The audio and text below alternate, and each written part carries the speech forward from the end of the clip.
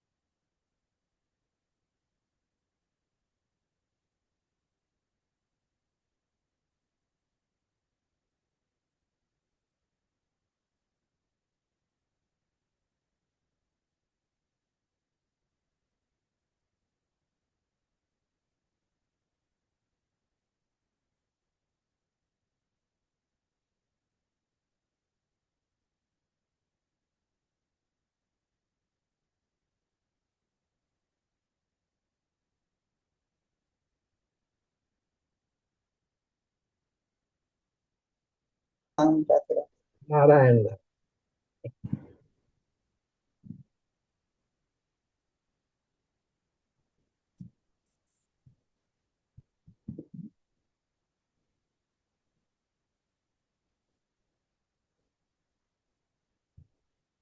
नारायण। चलिए प्रारंभ करते हैं। कृष्णाय वासुदेवाय हरये परमात्मने प्रणतक्लेशनाशाय गोविंदाय नमो नमः। गोविंदाय नमो नमः। गुरुर्ब्रह्मा गुरुर्विष्णु गुरुर्देवो महेश्वरः गुरु साक्षात् परब्रह्म तस्मै श्री गुरवे नमः। श्री गुरवे नमः।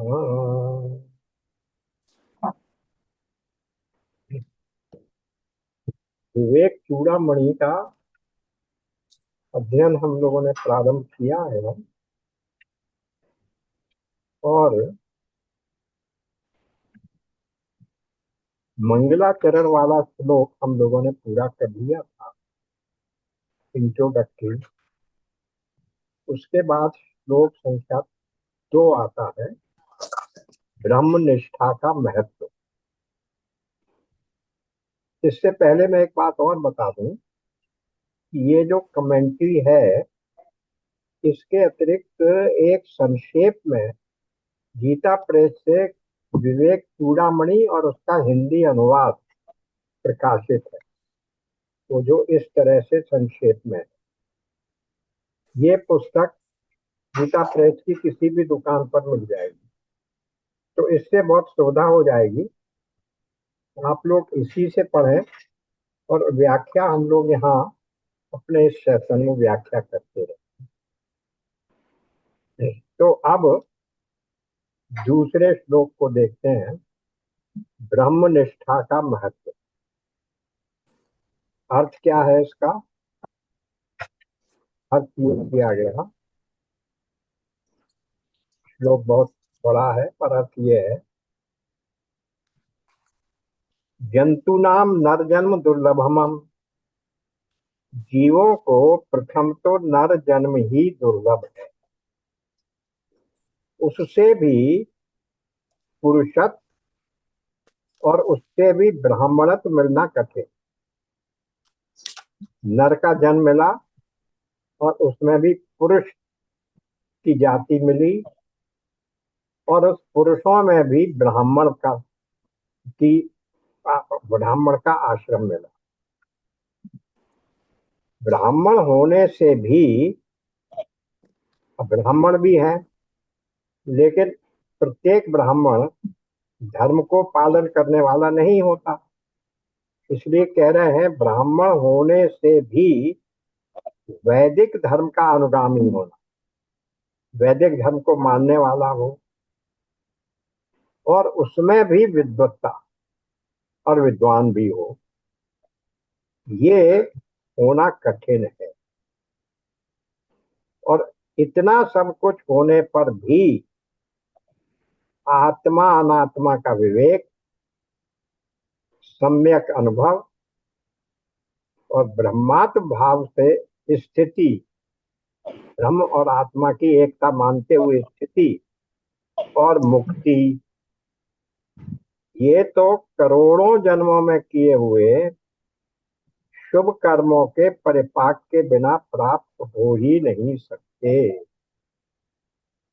यानी इतनी सारी विशेषताएं किसी एक व्यक्ति में कैसे मिले, उनका कारण केवल एक ही है कि कैसे मिलते हैं।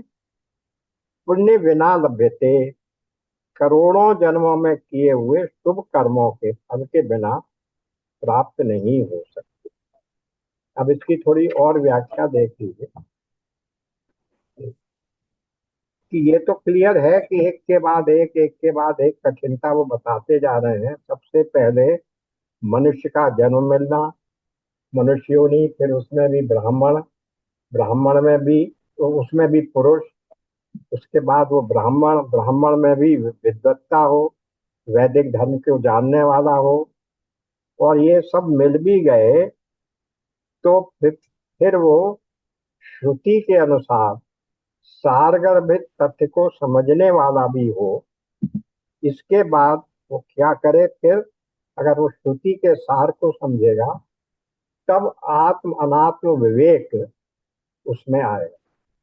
हमने देखा था साधन चतुष्टय में सबसे पहले क्या है? सबसे पहले है विवेक। तो वो विवेक किस बात के लिए है? आत्म अनात्म विवेक, सत असत का विवेक, धर्म अधर्म का विवेक और सत्य और असत्य का विवेक। सत्य असत्य अलग है, सत्य अलग और सत्य सत्य अलग है। इतनी बातों का विवेक करके क्या ग्रहण करने योग्य है और क्या त्यागने योग्य है, इस बात का विवेक वहां कहा गया। और जब ये स्थिति आ जाती है, तब स्वभाव से ही जो त्यागने योग्य है उसको आप त्याग देंगे। इसलिए विवेक के बाद वैराग्य आता है। तो यहां भी यही कह रहे हैं कि ब्रह्म आत्म एक के भाव में स्थित हो जाना कब संभव होगा? जब हम आत्म अनात्म विवेक से अनात्म को त्याग देंगे और अपने आत्मा को केवल अपने को आत्मा ही मानेंगे। सर्वभूत आत्मा स्थित का अर्थ क्या है? सर्वभूतों में मेरी आत्मा स्थित है और सर्वभूतों की आत्मा मुझ में स्थित, यानी कोई अंतर नहीं है। मेरी ही आत्मा सर्वव्यापी है, सब जगह प्रतिष्ठित हो रही है। इसी को हम ब्रह्म आत्म ऐक्य बोध कह सकते हैं, क्योंकि वही ब्रह्म एकमात्र क्या है? केवल अद्वितीयम। वो एकमात्र है, एकमेवा अद्वितीयम। वही ब्रह्म सब में अलग अलग रूप से अपने आप को अभिव्यक्त कर रहा है। तो सारे जगत में जिसको उसी ब्रह्म की अनुभूति हो, उसी को हम कहेंगे कि उसमें आत्म ऐक्य बोध प्रतीत हो रहा है। सबकी आत्मा में मेरी आत्मा और सबकी आत्मा मेरी आत्मा।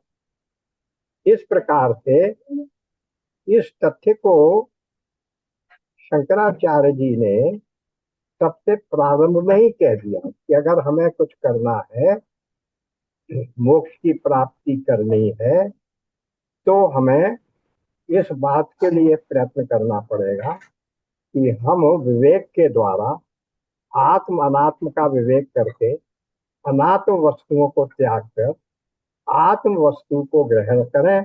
और जब उस आत्म वस्तु को ग्रहण करेंगे तो श्रुति और उसके अध्ययन से, वेद और श्रुति के अध्ययन से क्या निर्णय आएगा कि मैं ही स्वयं ब्रह्म हूँ, मुझ में और ब्रह्म में कोई भेद नहीं है। और ये बात भी कही जा रही है कि मुख्य मुख्य रूप से ये जो सिद्धांत हैं वो सब मनुष्यों के लिए ही कहे गए, मानव योनि के लिए ही कहे गए, दूसरी योनियों के लिए नहीं है ये विवेक चूड़ामणि के सिद्धांत। इसलिए इस बात की यहाँ उन्होंने वो कर दी, व्याख्या कर दी। अब कुछ लोग ये कहेंगे कि भाई पुरुषत्व की प्रधानता क्यों कह दी? इसका मतलब नारी का अपमान किया गया, नारी को पुरुष से गौण समझा गया।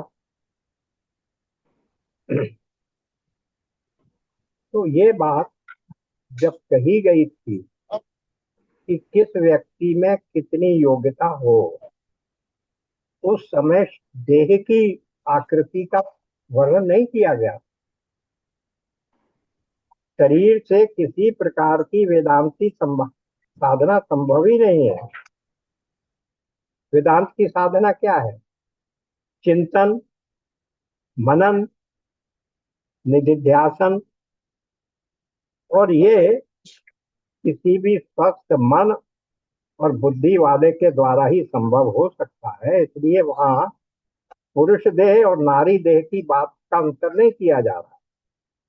केवल ये कहा गया जा रहा है कि पहले तो मनुष्य जाति में हमारा जन्म हो जाए, मनुष्य योनि मिल जाए और उसमें पुरुष के रूप में हमें प्राप्त हो जाए, तो पुरुष में नारी भी समाहित है। अब कुछ लोगों ने इसमें यह भी कहा कि भाई हर एक शरीर की अपनी अपनी क्षमता होती है, इसलिए शायद ये कहा गया होगा। लेकिन सिद्धांत को, ज्ञान को ग्रहण करने में नारी और पुरुष के अंतर में कोई, क्षमता में कोई अंतर नहीं। शारीरिक रूप से, देही रूप से अंतर हो सकता है, लेकिन ज्ञान प्राप्ति के लक्ष्य में, ज्ञान प्राप्ति की योग्यता प्राप्त करने में नारी और पुरुष में कोई अंतर नहीं है। अब इसके आगे देखते हैं क्या कहा फिर इन्होंने। इसमें तीन चार चीजें आई। क्या क्या शब्द आए? विप्रता यानी ब्राह्मण। ऊपर से श्लोक को देखिए।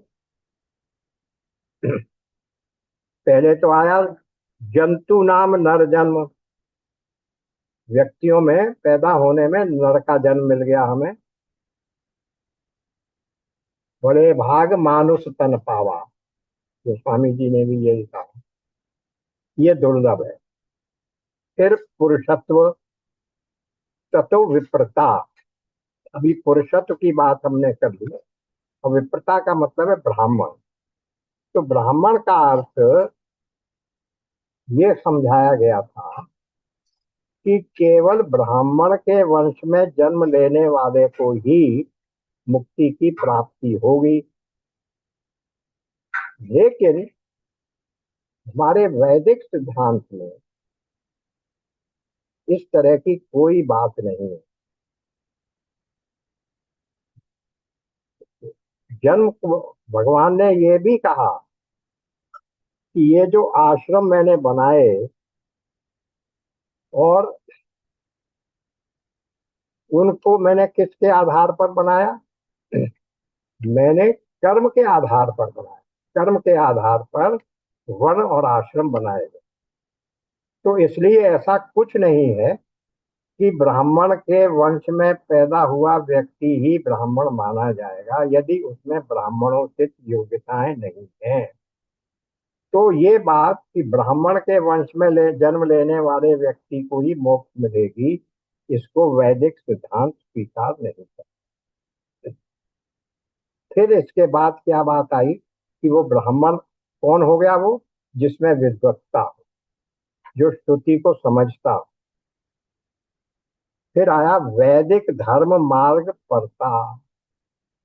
वैदिक धर्म का मानने वाला हो, उसके साथ हृदय के साथ गुण क्या मिलता है? सात्विक वृत्ति और उदार गुण, ये भी मिलती है। इसलिए यहाँ कह रहे हैं कि यदि मानव देह मस्तिष्क और हृदय के गुणों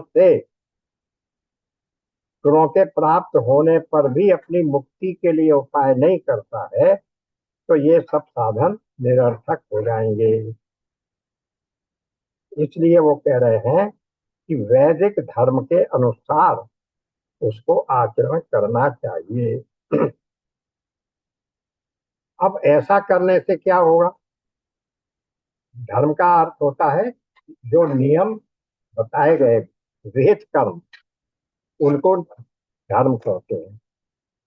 धर्म के 10 लक्षण भी बताए गए, धृति क्षमा दमो अस्तयम इत्यादि, शौचम इंद्रिय निग्रह। तो इन सब बातों का पालन करना ही धर्म कहलाता है। लेकिन इन सबसे लाभ क्या होता है? इन सबसे लाभ होता है कि हमारे अंतःकरण में की शुद्धि होती है। अंतःकरण में जो काम क्रोध लोभ मोह इत्यादि दोष भरे हुए हैं उनका निराकरण हो जाता है और हमारा अंतःकरण निर्मल हो जाता है। और उसके बाद उस निर्मल मन में फिर भी एक कमी रह जाती है निर्मल अंतःकरण में, वो है एकाग्रता की कमी, जिसको हम विक्षेप कहते हैं, मल और विक्षेप। तो मल तो हमने निष्काम कर्म करने से दूर कर लिए, पर विक्षेप कैसे करें? विक्षेप को दूर करने के लिए यहाँ भी यही बताया है कि ज्ञान पद के साधकों को एकाग्र चित्त और स्थिर मन का होना चाहिए। और इसके लिए उन्हें स्वाध्याय, कीर्तन, भजन, ध्यान इत्यादि करना चाहिए।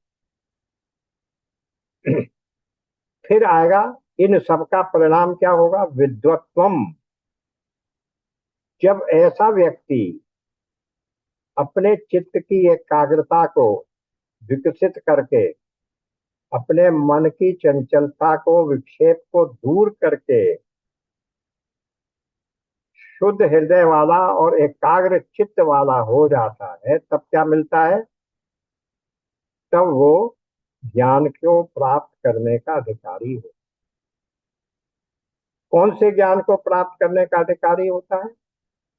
श्रुति, वेद और श्रुति के ज्ञान को, यानी ब्रह्म आत्म एक बोध वाला जो ज्ञान है उसको, मैं ब्रह्म हूं, शरीर नहीं हूं, इस प्रकार के ज्ञान को पढ़ने का अधिकारी हो। यानी मैं कौन हूं, क्यों हूं, किस लिए आया हूं, मेरा लक्ष्य क्या है, ये जो सब प्रश्न हैं, उन सब प्रश्नों का उत्तर पाने का श्रुति के माध्यम से, उपनिषद और वेद के माध्यम से प्राप्त करने का वो अधिकारी हो जाता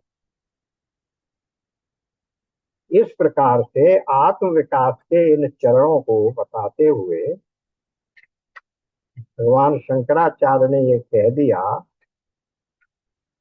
कि अध्यवसाय और बुद्धिमत्ता से इस प्रकार के गुणों को प्राप्त करके जो व्यक्ति जीवन के इस मौके का लाभ उठा लेता है, वही उसकी सफलता निश्चित। वेदांत यही आश्वासन देता है। और क्या कह रहा है वो? उठो उठो, आलस्य उतार फेंको, निराशा को दूर करो और समझदारी के साथ जीवन के लक्ष्य की पूर्ति की ओर बढ़ो। और जीवन का लक्ष्य क्या है? धर्म, अर्थ, काम, मोक्ष। मोक्ष ही जीवन का लक्ष्य, उसकी प्राप्ति में लगेगा। अब तीसरे श्लोक पर आ गए। तीसरा श्लोक क्या कह रहा है कि संसार में, जगत में तीन वस्तुएं बहुत दुर्लभ है। क्या क्या?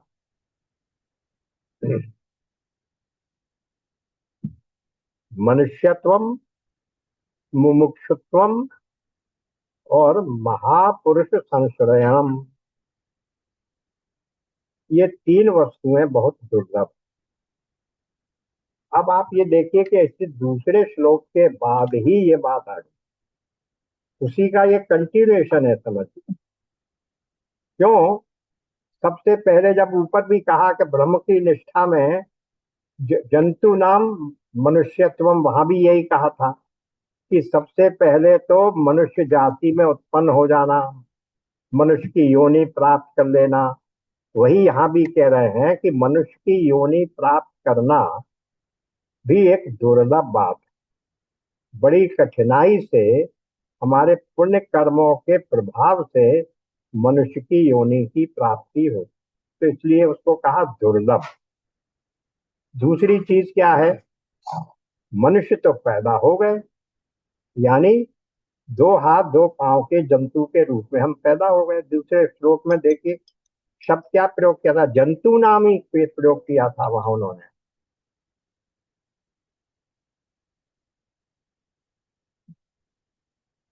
Hello, hello. क्या बात कर रही थी सर, वो एक हम्म। तो मनुष्य तो हो गए, लेकिन मनुष्यत्वम कहाँ आया? मनुष्यत्वम का अर्थ यह है कि मनुष्य के अंदर जो गुण होने चाहिए, मनुष्यता के, मानवता के, वो गुण हमारे में अभी नहीं आए। इसलिए मनुष्यत्वम, मनुष्य के पैदा होने के बाद, मनुष्य की योनि प्राप्त करने के बाद भी मनुष्यता के जो गुण हैं वो बड़ी कठिनाई से आते हैं। और मनुष्यता के गुण क्या हैं? मनुष्यता के गुण वही हैं कि हम अपने आप को ब्रह्म समझें, आत्मा ही ब्रह्म है, यही गुण है। हमें इसी प्रकार से मोक्ष की प्राप्ति करनी है, इस बंधन से उठना है, हम शरीर नहीं है। तो ये मनुष्यत्व के गुण हो गए। दूसरा, मनुष्य के गुण तो आ गए। अब इनमें दूसरी चीज जो सबसे बड़ी बात है वो है मुमुक्षा। मुमुक्षा का मतलब क्या है? मोक्ष प्राप्त करने की इच्छा। मनुष्य भी हम हो गए, विद्वत्ता भी हमने प्राप्त कर ली, और भी दूसरे गुण हमने प्राप्त कर लिए, लेकिन अभी हम मोक्ष की प्राप्ति के इच्छुक नहीं। तो फिर क्या होगा? पुनरपि मरणम पुनरपि जन्मम होता रहेगा। पर क्यों होगा? क्योंकि हम अभी इस बात को समझ नहीं रहे हैं। इस बात की हमारे मन में आकांक्षा ही नहीं है कि हमें मोक्ष प्राप्त करें। और क्यों नहीं है? क्योंकि हमें ये ज्ञान ही नहीं है कि हम किसी बंधन में बंधे हुए हैं। संसार की वस्तुओं का आकर्षण इतना अधिक है कि हम उसी में अपने आप को सुखी और मुक्त समझते हैं। जब तक बंधन का की भावना नहीं होगी कि हम बंधे हुए हैं, हमारा बंधन है, तो उस बंधन से मुक्त होने की इच्छा ही पैदा नहीं होगी। इसलिए मुमुक्षुत्वम को प्राप्त करने, यानी इस मोक्ष प्राप्त करने की इच्छा पैदा होना ही कठिन है, जब तक हमें इस बात का ज्ञान न हो कि ये शरीरों का पैदा होना और मरना, ये सबसे बड़ा बंधन। तो इस बंधन की अनुभूति के लिए ही क्या कहा गया? मनुष्यत्वम, उस पद का ज्ञान तुम्हें प्राप्त हो। इसलिए दूसरी जो दुर्लभ वस्तु प्राप्त बात हुई, वो हो गई मोक्ष प्राप्त करने की इच्छा। साधन चतुष्टय में भी जब हम लोग ने देखा था कि किसी भी ज्ञान के प्राप्ति का अंतिम लक्ष्य क्या होता है? विवेक, वैराग्य, षट संपत्ति और फिर मोक्ष। तो विवेक, वैराग्य और षट संपत्ति तो क्या है? साधन है। पर उन तीनों साधनों का साध्य क्या है? कि हमें इन साधनों को करने के बाद हमें वो योग्यता आ जाएगी जिससे हम ज्ञान को प्राप्त कर सकें, और उस ज्ञान के प्राप्त करने से हमें मोक्ष मिल जाए। तो मोक्ष की प्राप्ति ही इस मनुष्य जीवन का सबसे बड़ा ध्येय, सबसे बड़ा साध्य है। पर अब ये दोनों चीजें, मनुष्यत्वम और मुमुक्षुत्वम, आए कैसे? इस ज्ञान को प्राप्त करने की प्रक्रिया क्या है? साधन क्या है? उसके लिए उन्होंने कहा महापुरुष संश्रयम। किसी महापुरुष के संश्रय में, उसके आश्रय में जाना। उसके बिना ना आप में मनुष्यत्व का गुण पैदा होगा और ना ही मोक्ष की कामना आएगी, क्योंकि आप समझेंगे ही नहीं कि हम बंधन में। इस बंधन की अनुभूति कराना भी एक अच्छे गुरु का ही कार्य। तो महापुरुष का संश्रय सबसे पहले इंपॉर्टेंट बात हो गई, जिसको उन्होंने तीसरे स्थान पर रखा, क्योंकि ये दोनों प्राप्तव्य किससे प्राप्त होंगे? महापुरुष। उस महापुरुष का अर्थ कौन सा है? जो कि 4.37 में कहा, ज्ञानिनः तत्वदर्शिनः। ज्ञानी और तत्वदर्शी, श्रोत्रिय ब्रह्मनिष्ठ महापुरुष होगा, तभी वो आपको मोक्ष का रास्ता दिखाए। पर ये तीनों चीजें मिलती कहां से, कैसे प्राप्त हो? हमें महापुरुष का आश्रय, हमारे में मनुष्यत्व, हमारे में मुमुक्षा पैदा कैसे हो? इसके लिए क्या कहा? ऊपर की पंक्ति को देखिए, क्या कहा? देव अनुग्रह हेतुकम। वो क्या है? जहां कहीं ये दिखाई देते हैं तो समझना चाहिए कि ये केवल ईश्वर की कृपा के कारण है। देव हेतु, ईश्वर की कृपा की वजह से ये तीन चीजें हमें उपलब्ध हो सकती।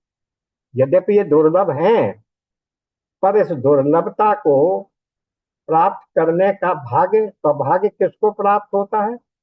जिसके ऊपर ईश्वर की अनुकंपा होती है, ईश्वर का अनुग्रह होता है। देव अनुग्रह हेतुकम, देव के अनुग्रह से प्राप्त होती है। तो इसका मतलब तो ये हुआ कि फिर देव का अनुग्रह तो किसी एक व्यक्ति पर होगा, किसी दूसरे व्यक्ति पर नहीं होगा।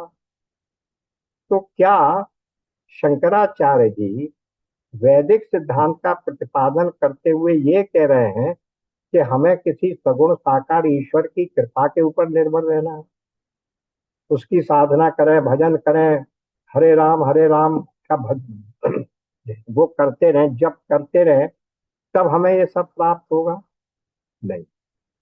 ईश्वर का अर्थ जो हम लोगों ने वेद में समझा है, वैदिक सिद्धांत में, वो क्या है? बार बार वही बात आ जाती है। ब्रह्म कौन है? ब्रह्म तो निष्क्रिय एक सत्ता है, निष्क्रिय निर्विशेष सतचित आनंद स्वरूप, पर वो कुछ करता नहीं है। जैसे एनर्जी अपने आप में कुछ करती नहीं है जब तक उसके साथ कोई इंस्ट्रूमेंट आप न लगा दें। बिजली मेरे घर में आ रही है लेकिन उससे तो कुछ नहीं होगा जब तक मैं उसके साथ एसी को ना जोड़ूं, हीटर को ना जोड़ूं, तब तक तो कुछ प्राप्त नहीं होना है।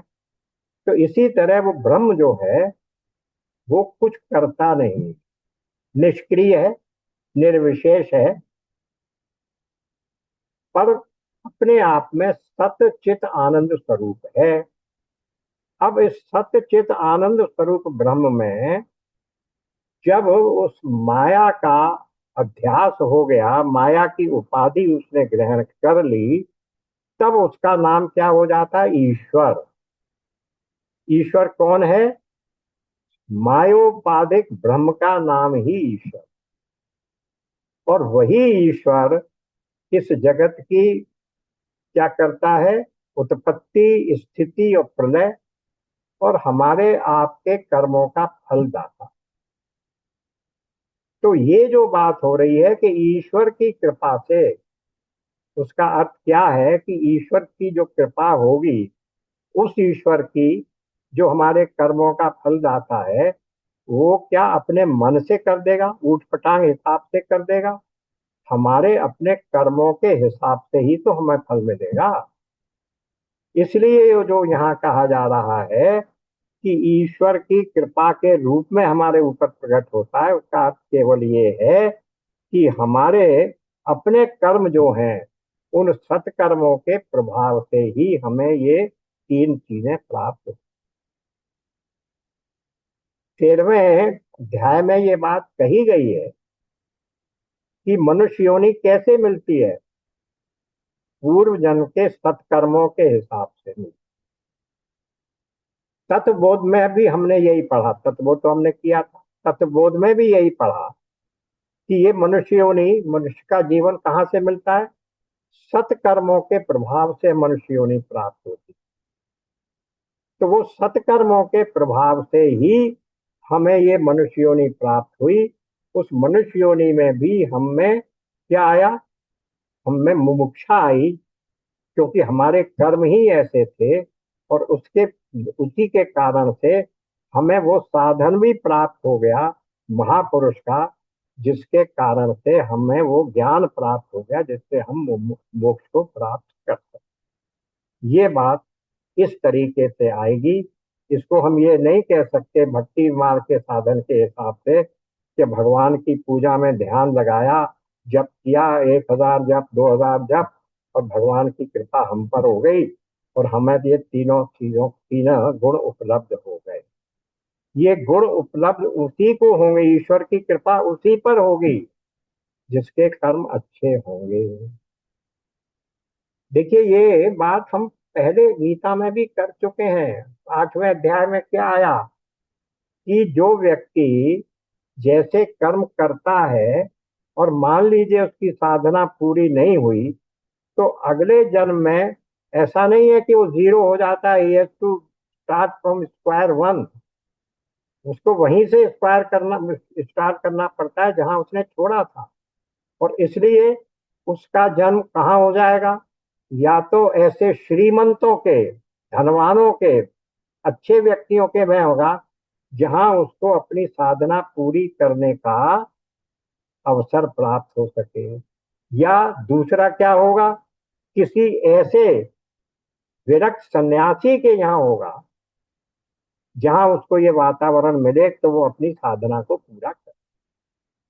तो ये बात हमारे प्रारब्ध से ही निश्चित हो जाती है। इसलिए इसमें कहीं किसी भी प्रकार का संशय नहीं है कि जिस ईश्वर कृपा को हेतु बताया जा रहा है, वो ईश्वर कृपा कहाँ से प्राप्त हो रही है?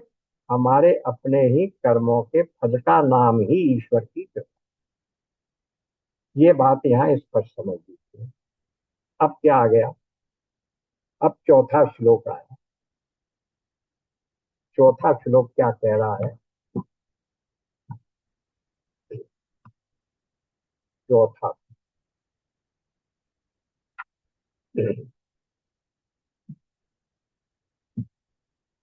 मनुष्य, सांसारिक मनुष्य के दुख।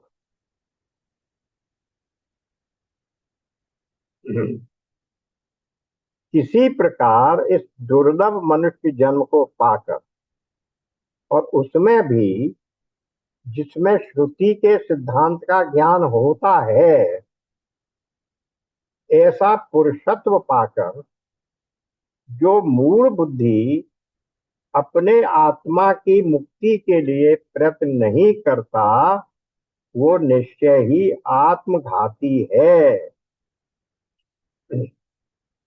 आत्मघाती है।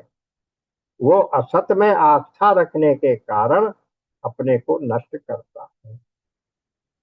तो दो बातें कही गई कि ये दुर्लभ जन्म भी मिला, अपने सत्कर्मों के प्रयास से हमें ये जन्म मिल गया, पुरुषत्व भी प्राप्त हो गया, और श्रुति के अध्ययन से हमें श्रुति के सिद्धांत का ज्ञान हो गया। इतना सब होने के बाद भी हम अपनी आत्मा की मुक्ति के लिए प्रयत्न न करें, मुमुक्षुत्व की, मुमुक्षा की प्राप्ति, मोक्ष की प्राप्ति के लिए प्रयत्न न करें, इससे बड़ा मूर्ख, मूढ़ कहा है यहाँ, वही उसका अर्थ है। इस उसकी बुद्धि कहती है मूढ़, मूर्ख बुद्धि वाला व्यक्ति है, शब्द यहाँ प्रयोग हुआ। धी कहते हैं ज्ञान को, बुद्धि को। वो व्यक्ति कैसा है? मूर्ख बुद्धि वाला है। और वो क्या है? वो निश्चय ही आत्मघाती है। यही बात, यही श्लोक बिल्कुल अभी कुछ दिन पहले ही हमने कहाँ पढ़ा था? ईशावासित।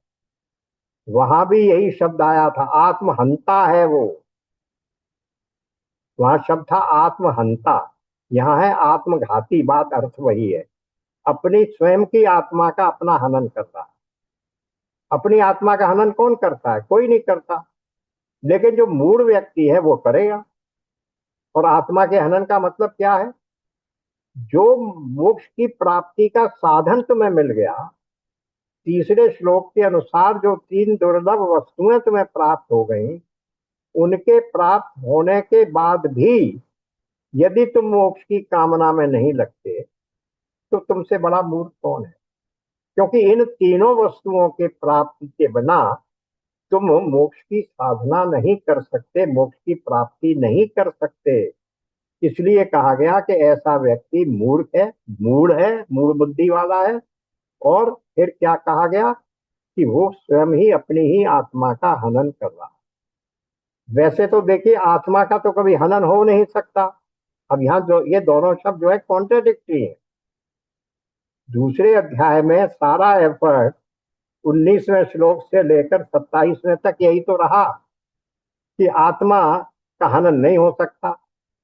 फिर ये कैसे कह रहे हैं कि आत्मा का हनन कर रहा है? इस सेंस में कर रहा है कि आत्मा को जो मुक्ति प्राप्त हो जानी चाहिए थी, जो लक्ष्य उसे प्राप्त कर लेना चाहिए था, वो अपने उस लक्ष्य को प्राप्त न करके अपने इस जीवन का नाश कर रहा, जीवन को व्यर्थ व्यतीत कर रहा। ये अर्थ है। और ना, आत्मा का तो हनन नहीं होता, तो फिर क्या है ये वही है कि वो अपने उस लक्ष्य की प्राप्ति में प्रयत्न नहीं कर रहा है। इसलिए वो क्या कर रहा है? आत्महत्या करता है। और वो आत्महत्या कैसे कर रहा है? वो नीचे की पंक्ति में कहा गया, क्या कहा गया? असत में आस्था रखने के कारण।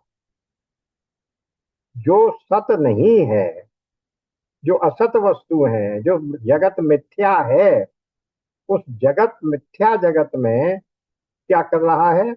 अपने को लिप्त करके उसी के, उसको सत्य मानकर, उसमें रमणीयता मानकर उसी को प्राप्त करने के प्रयत्न में लगा हुआ है। लेकिन वो सत्य नहीं है, इसलिए उसको कुछ प्राप्ति होगी नहीं। क्योंकि सत और असत की परिभाषा क्या की गई? ना सतो विद्यते भावो, ना भावो विद्यते सतः। असत वो है जिसकी तीनों काल में कोई सत्ता ही नहीं है। तो फिर वो इस असत की क्या बात कर रहे हैं आप कि वो असत में लगा हुआ है? सत्ता नहीं है, पर वो मिथ्या है। यही तो कह रहे हैं कि उस मिथ्या को ही वो सत समझकर उसकी प्राप्ति में अपना जीवन खर्च कर रहा है। और ये सब क्यों हो रहा है? फिर हम उसी सूत्र पर आ जाते हैं, अविद्या, कामना और कर्म। अविद्या के कारण उस असत की वस्तुओं की प्राप्ति की कामना कर रहा है। अविद्या के साथ वो ये नहीं समझ रहा है कि असत है, ये मिथ्या है, इनमें कोई सार नहीं है, ये मुझे मोक्ष देने वाली वस्तुएं नहीं है।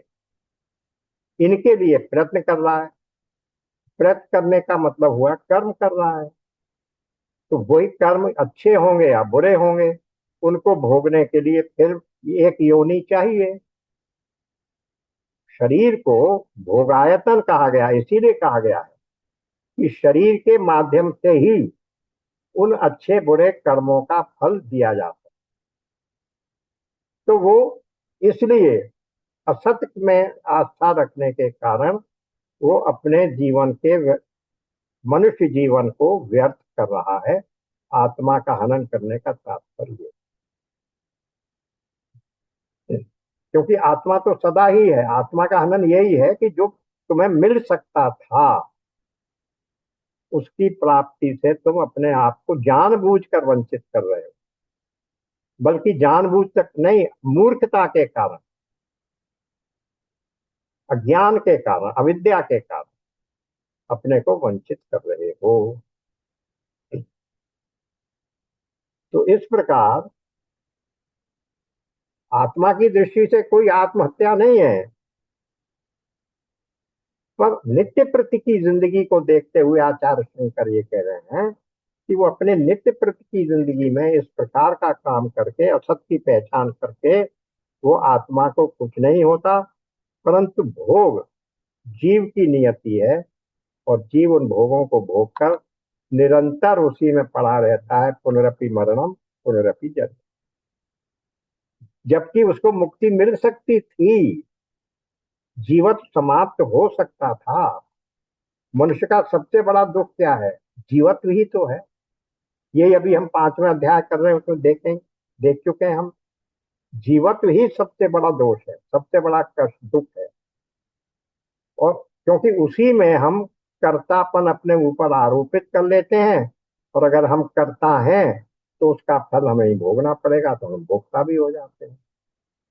तो ये जीवत्व ही सबसे बड़ा दोष है, सबसे बड़ा दुखदाता है। तो वो व्यक्ति उस जीवत को ही अच्छा समझकर, सुख देने वाला समझकर, सुखदाता समझकर उसी में पड़ा है, इसलिए वो दुख ही झेल रहा है। सांसारिक दुख, ये जो इसका हेडिंग दिया गया 4 श्लोकों का, 4 to 7, सांसारिक मनुष्य के दुख। ये बात। अब इसके बाद आ गए हम 5वें श्लोक पर। दुर्लभ मनुष्य देह, और उसमें भी पुरुषत्व को पाकर जो स्वार्थ साधन में प्रमाद करता है, उससे अधिक मूर्ख कौन होगा? ऊपर कहा कि वो व्यक्ति मूढ़ भी है, मूढ़ है, मूर्ख है, जो इन साधनों को प्राप्त करके भी अपने स्वार्थ की प्राप्ति के लिए नहीं कर रहा। उसी को यहाँ एक्सप्लेन कर रहे हैं कि मूर्ख किसको कहा जाएगा? दुर्लभ मनुष्य देह और उसमें भी पुरुषत्व को पाकर जो स्वार्थ साधन अपने अपने आत्मा के कल्याण के लिए अपने को अपने बंधन का सदा के लिए निवारण करने के लिए प्रयत्न नहीं कर रहा है। स्वार्थ का अर्थ यहाँ क्या है? स्व का अर्थ। अर्थ का अर्थ होता है अपना लक्ष्य। तभी तो हम कहते हैं ये पुरुषार्थ है, चार पुरुषार्थ। पुरुष के लक्ष्य है, अर्थ है। अर्थ का एक दूसरा अर्थ धन भी होता है, यहाँ धन की बात नहीं हो रही है। स्व का अर्थ, जो स्व का, जो तेरे अपने कल्याण की बात है, उसको तू नहीं समझ रहा है तो उसमें भी प्रमाद कर रहा है। इससे अधिक मूढ़ और कौन होगा? इसलिए उसको मूढ़ कह दिया, जिसको वहां मूढ़ भी कही गई। वो मूढ़ व्यक्ति, ज्ञान वाला व्यक्ति कहा गया। उसी को यहाँ मूढ़ कौन है ये बता के एक्सप्लेन कर दिया। अब फिर क्या बता रहे हैं? सेवन में, छठे में, भले ही कोई शास्त्रों की व्याख्या करे, देवताओं का यजन करें, नाना शुभ कर्म करें, अथवा देवताओं को भजें, तथापि जब तक ब्रह्म और आत्मा की एकता का बोध नहीं होता, तब तक 100 ब्रह्माओं के बीत जाने पर भी क्या होगा? 100 ब्रह्माओं के बीच जाने का अर्थ क्या हुआ? कि एक ब्रह्मा की आयु एक कल्प की होती है, उसके बाद वो भी प्रलय में चला जाता है। तो इस तरह से 100 बार प्रलय हुई, 100 बार सृष्टि हुई, तो वो 3,41,00,000 वर्ष में तो एक कल्प होता है। उस पर 100 और लगा दीजिए। इतने वर्षों तक भी, यानी अनंत काल तक वो प्रयत्न करता रहे तो भी क्या होगा? उसे मुक्ति नहीं हो सकती। ये बात इस उस सिद्धांत को ये सिद्ध कर रहे हैं, जो सिद्धांत हम लोग बार बार कहते हैं कि ज्ञान के बिना किसी भी कर्म से मुक्ति नहीं हो सकती। अब ये जो चीजें हैं, शास्त्रों की व्याख्या कर रहे हैं, देवताओं का यजन कर रहे हैं, शुभ कर्म कर रहे हैं, ये सारे कर्म हैं। और कर्म से प्राप्त होने वाला फल हमेशा नाशवान होता है, सदा रहने वाला नहीं। इसलिए कर्म करके आप मुक्ति प्राप्त नहीं कर सकते। मुक्ति वो है जो सदा रहती है। यद गत्वा न निवर्तन्ते, जहां पहुंचने के बाद फिर वापस लौटना नहीं होता। तो वो मुक्ति को प्राप्त करने के लिए किसी भी प्रकार का कोई कर्म हमारा सहायक नहीं हो सकता। तो फिर क्या, कौन सा कर्म सहायक होगा? ज्ञान सहायक हो। तभी तो ये बात बार बार कही गई है कि ज्ञान के अतिरिक्त कोई दूसरा मार्ग है ही नहीं हमारे पास। नान्य पंथा विद्यते, कोई दूसरा मार्ग एग्जिस्ट ही नहीं करता। तो फिर कितने ही वर्षों करते रहिए, उससे नहीं कुछ होगा। तो काहे से होगा? जब तक ब्रह्म और आत्मा की एकता का बोध नहीं होता। ब्रह्म आत्म ऐक्य बोध, यही विशेष ज्ञान। ब्रह्म और आत्मा की एकता का बोध होने पर तो मैं ब्रह्म ही हूं, यही तो बात हो गई। तो फिर अगर मैं ब्रह्म ही हूं तो मुझ में किसी प्रकार का कोई बंधन हो ही नहीं सकता, किसी प्रकार का कोई दुख हो ही नहीं सकता। क्योंकि ब्रह्म क्या है? ब्रह्म क्या है? सत चित आनंद स्वरूप और अनंत। सत्यम ब्रह्म अनंतम, सत्यम अनंतम। सत्य है, अनंत है और आनंद है, ये सब है ब्रह्म के वो। सत्यम ज्ञानम अनंतम। तो वो मैं ब्रह्म ही हूं अगर, तो फिर मुझ में दुख कहाँ से आए, बंधन कहाँ से आए? मैं तो फिर मुक्त ही हूं। ये इसीलिए वो कह रहे हैं जब तक ब्रह्म और आत्मा की एकता का बोध नहीं होता। तत्त्वमसि, जो वो है तत्, वही तुम हो। ये बात। अब क्या आ गया? सातवां आ गया। धन से अमृतत्व की आशा नहीं है।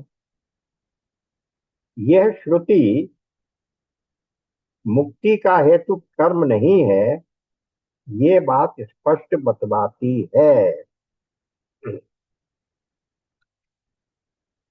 क्या मतलब हुआ? सातवें में देखिए, अमृतस्व,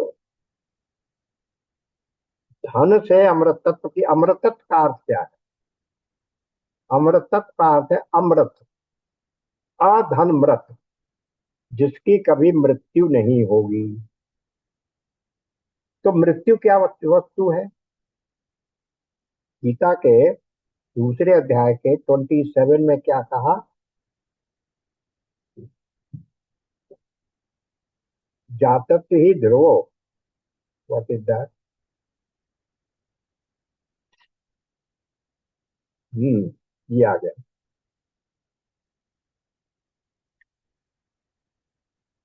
जातक ही ध्रुवो, मृत्युर्ध्रुवम जन्म मृतस्य च। जन्मे हुए की मृत्यु निश्चित है, और मरे हुए का जन्म निश्चित। तो इसका अर्थ क्या हुआ कि अगर हमें ये मालूम है जन्म की प्रसिद्धि है, और मृत्यु होना हमें पता नहीं है, लेकिन जन्म होने की बात पता होने से ही ये निष्कर्ष निकल जाएगा कि मृत्यु भी अवश्य होगी।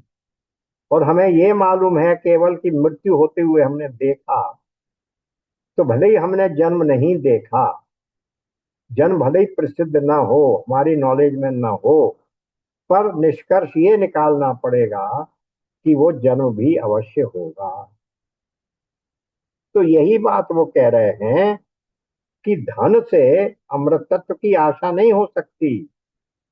हम अमर हो जाएं, हमारा जन्म दोबारा न हो, ऐसा धन से नहीं हो सकता। जो ऊपर कहा ना, कर्म करने से कुछ नहीं होगा, उसका अर्थ यही है कि कर्म करके तुम क्या करोगे? धन कमाओगे, कुछ और चीजें प्राप्त कर लोगे, संपत्ति बना लोगे। इन सब कर्मों के करने से और लगातार 100 ब्रह्माओं के जीवन तक करते रहने से भी तुम्हें मुक्ति की प्राप्ति नहीं होती। इसलिए वो कह रहे हैं कि शुभ कर्मों के परिणाम स्वरूप मुक्ति नहीं मिल सकती। शुभ कर्मों के परिणाम स्वरूप मुक्ति नहीं मिल सकती। क्यों? क्योंकि श्रुति में आया कि धन से अमृतत्व की आशा नहीं की जा सकती।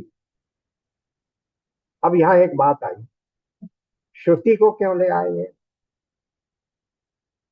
हमने जब प्रमाण विचार कर रहे थे तब ये देखा था कि सबसे बलवान प्रमाण क्या है? शब्द प्रमाण। और उस शब्द प्रमाण में भी सबसे बलवान शब्द किसका है?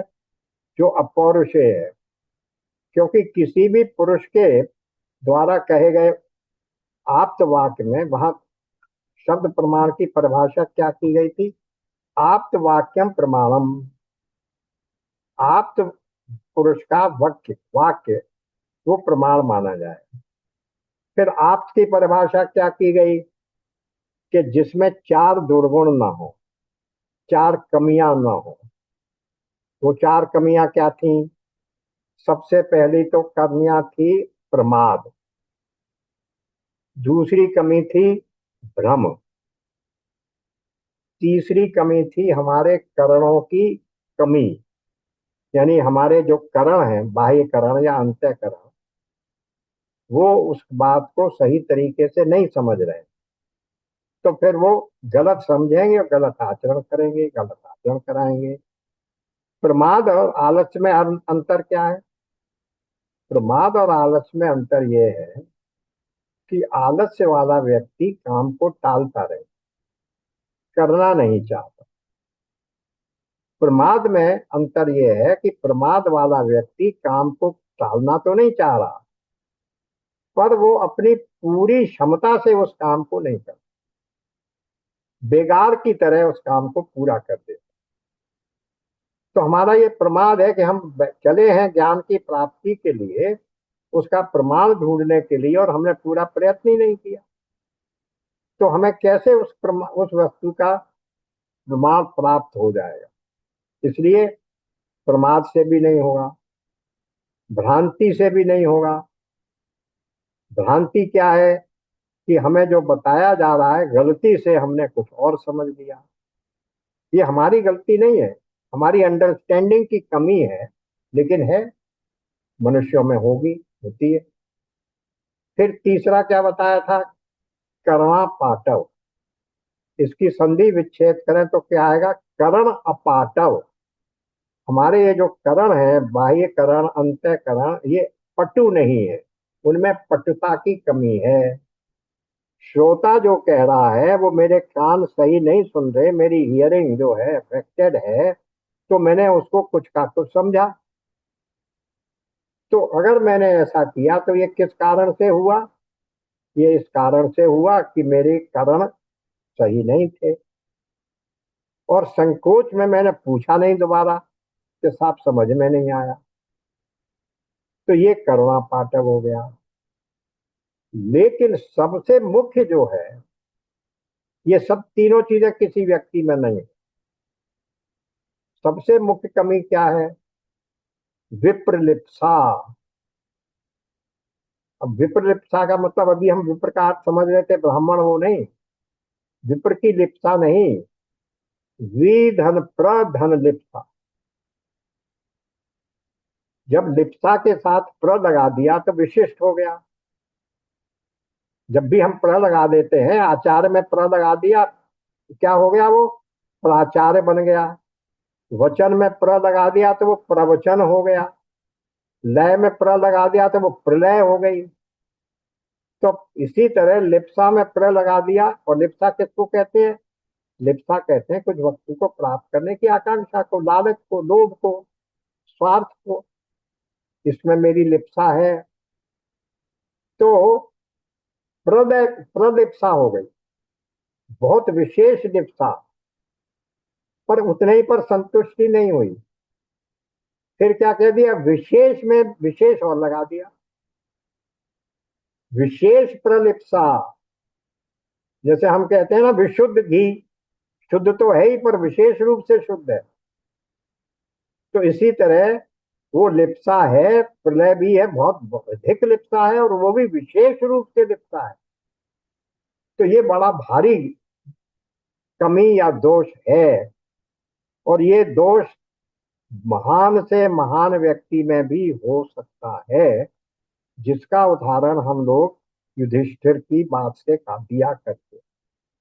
पूरे जीवन में आधी झूठ बोली थी उन्होंने, पूरे जीवन में आधा श्लोक झूठा था। क्या? अश्वत्थामा हतो। बाद में तो शुद्ध कर लिया था, नरो व कुंजरो कह के, पर ये तो आधा श्लोक था ना झूठा। उसके परिणाम में उन्हें नरक देखना पड़ा। तो ये युधिष्ठिर जैसे सत्यवादी, धर्म धर्म धर्म देवता के अवतार ने भी लिप्सा के कारण, क्योंकि उन्हें प्राप्त करनी थी विजय, और विजय प्राप्त तब तक नहीं हो सकती थी जब तक द्रोणाचार्य का वध न हो जाए। भीष्म का तो वध उन्होंने उनकी बताई हुई तरकीब से ही कर लिया, पर द्रोणाचार्य का वध कैसे करें? तुमने ये भी मालूम था कि अगर अश्वत्थामा यानी उनके बेटे का वध करने की सूचना उन्हें मिल जाएगी तो वो शस्त्र त्याग देंगे।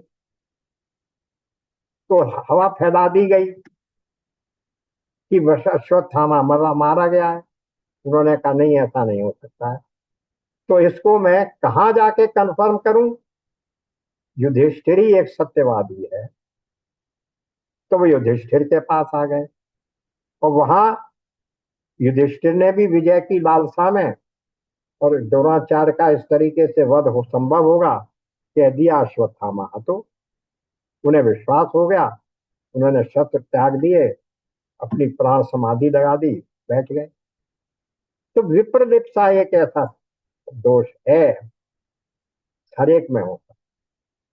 तो फिर इससे बचें कैसे, उसके लिए क्या कहा गया? जो किसी मानव जीवन के द्वारा, जीवित व्यक्ति के द्वारा कहा गया वाक्य होगा, वो इन चारों दोषों से मुक्त हो।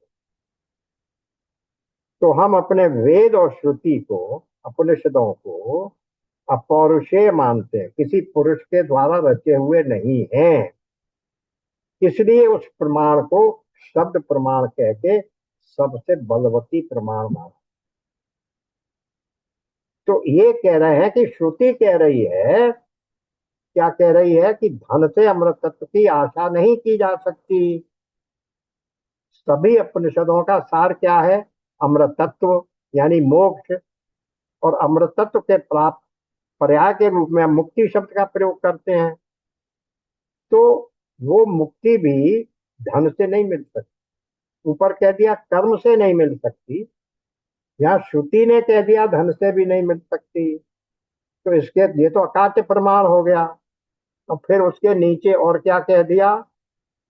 धन से अमृत तत्व की आशा नहीं की जा सकती।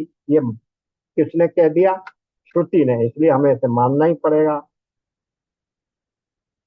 अच्छा, अब मुक्ति का आशय क्या है, ये भी समझना पड़ेगा कि क्या वो मुक्ति हमें अगले जन्म की मुक्ति, मृत्यु के बाद की मृत्यु के बारे में गीता और ये श्रुति बता रही है?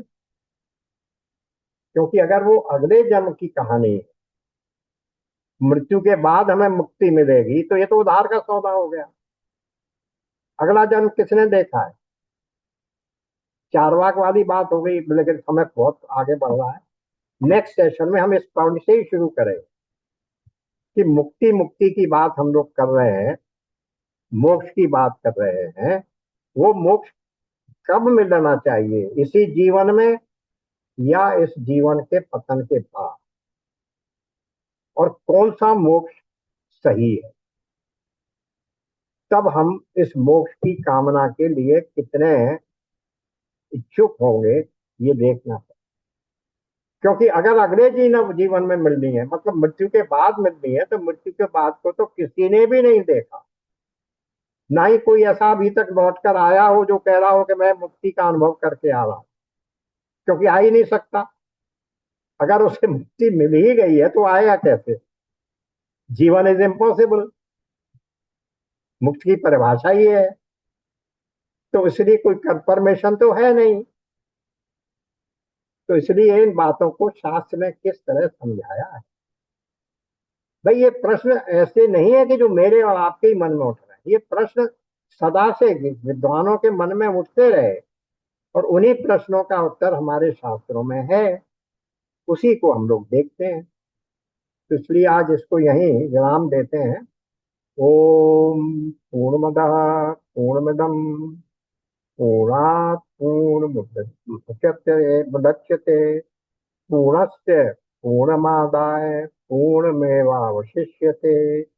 ओम शांति शांति शांति। नारायण नारायण नारायण। राधे राधे। राधे राधे राधे राधे।